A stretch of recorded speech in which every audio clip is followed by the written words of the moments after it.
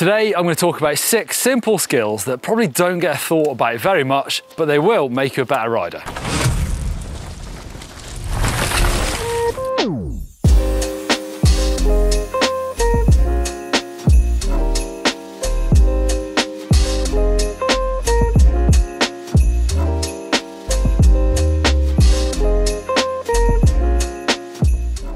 Push in the right gear for maximum efficiency so that you get your cadence exactly right. Probably means that you're going to be shifting gear quite a lot actually. I feel like I'm shifting gear all the time.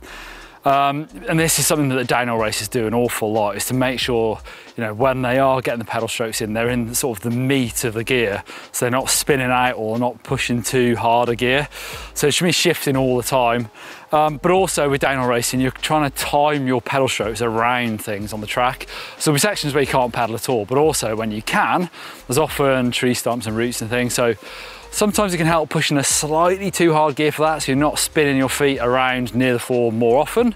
But take a tip from the downhill pros and try and change your gear really often to make sure you're in the right gear. Side note, guess what? I'm riding my Bear Rise with this Shimano XT Di2 gears on here, which you can set up for automatic shifting if you want, which is pretty clever. But I've actually turned that off, but I do use the free shift. So when I'm coasting, I can hit my lovely little electronic paddle up here and it'll spin up the chain and change gear for me. But that's a completely new way of shifting gear, and you have to rewire your brain a little bit, and I've by no means got it perfect.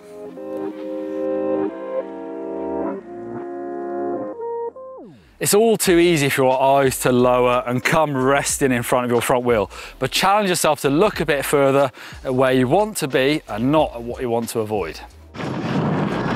Okay, so this is the blue that I'm riding now. It's a mellow trail. Oh, no, squirrel! Got a nut in his mouth. So what I'm actually looking for is for grip as much as anything. I don't know if you can see, but it's gravelly. Probably hear that. If I go too low in these turns, it'll be gravel. So actually I'm looking for the grip, and then I'm looking around to the exit of the corner. I'm gathering a bit more speed now, so I need to be looking further ahead.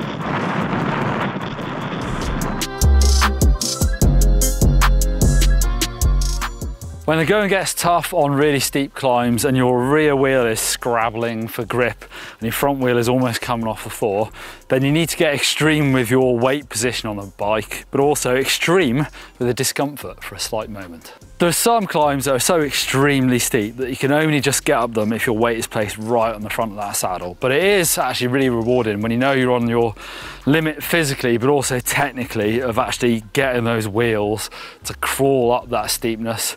And it's uncomfortable, but it is really rewarding.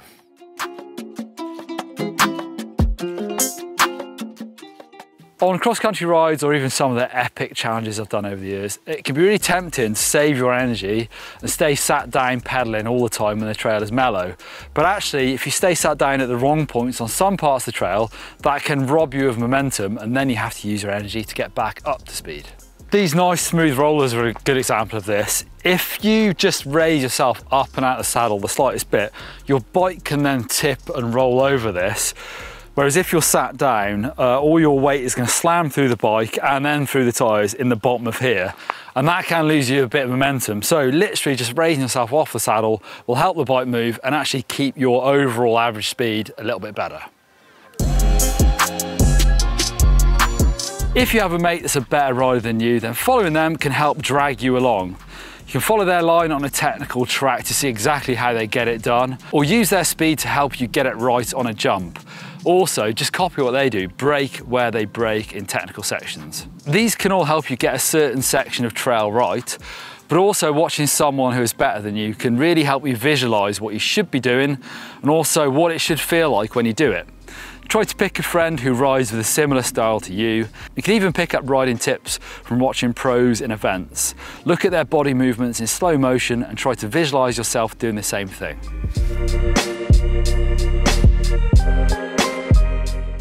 Next time you're riding a downhill track, think about what you're doing with the brakes. I've done this before and it was quite enlightening to actually realise that I'm often just pumping the brakes quite a lot, from nothing to everything, and just repeat that.